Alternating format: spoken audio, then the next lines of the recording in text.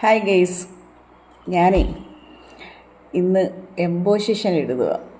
അപ്പോൾ നിങ്ങൾ ചോദിക്കും, ഈ പ്രായത്തിൽ നിങ്ങൾ എംബോസിഷൻ എഴുതാൻ എന്ത് പഠിക്കാൻ പോകുന്നു? ഞാൻ പഠിക്കാൻ പോകുന്ന ഒരു കാര്യം, എനിക്കത് അനിവാര്യമാണെന്നുള്ളൊരു കാര്യമായതുകൊണ്ട് ഞാനത് പഠിക്കാൻ പോകുന്നു. സർപ്രൈസാണ്. ഒരു മാസം കഴിഞ്ഞിട്ട് ഞാൻ എന്താണെന്ന് ഞാൻ നിങ്ങളുടെ മുന്നിലേക്ക് വരും. ഇപ്പം ഞാൻ എംബോസിഷൻ എഴുതുക. എംബോസിഷൻ എന്ന് പറഞ്ഞാൽ കടുത്ത എംബോസിഷൻ 50 പ്രാവശ്യം എഴുതണം.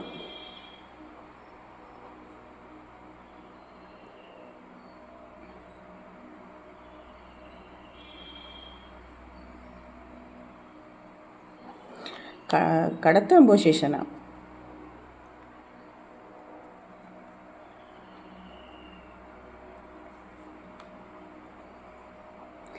ഞാനത് ആസ്വദിക്കുന്നുണ്ട് കേട്ടോ.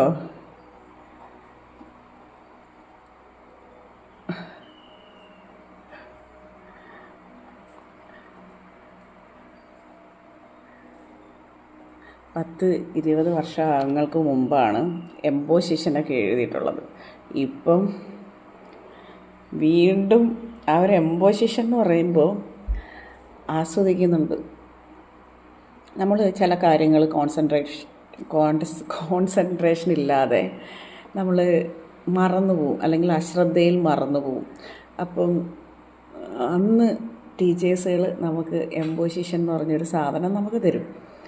ഇന്നും നമ്മുടെ സാറ്, പ്രായത്തിൽ കുറഞ്ഞൊരു സാറ് എനിക്കൊരു എംബോസിഷൻ തന്നിട്ട് ഞാനൊരു മാക്കെന്നും പറഞ്ഞുകൊണ്ട് 50 പ്രാവശ്യം എഴുതുക.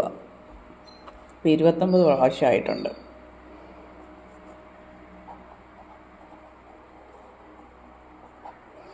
നമ്മൾ ഏത് വ്യക്തി ആയിക്കോട്ടെ, പ്രായത്തിൽ കുറഞ്ഞായിക്കോട്ടെ, നമ്മളെ പഠിപ്പിക്കുമ്പോൾ അവർ നമ്മുടെ മാഷാണ്. ആ ഒരു വ്യക്തി നമുക്ക് പറഞ്ഞു തന്ന കാര്യങ്ങൾ മനസ്സിൽ നിന്നില്ലെങ്കിൽ എംബോസിഷൻ എഴുതി തകർക്കണം. ഞാൻ തകർത്തുകൊണ്ടേ ഇരിക്കുകയാണ്. കയ്യിൽ നിന്ന് പോയി.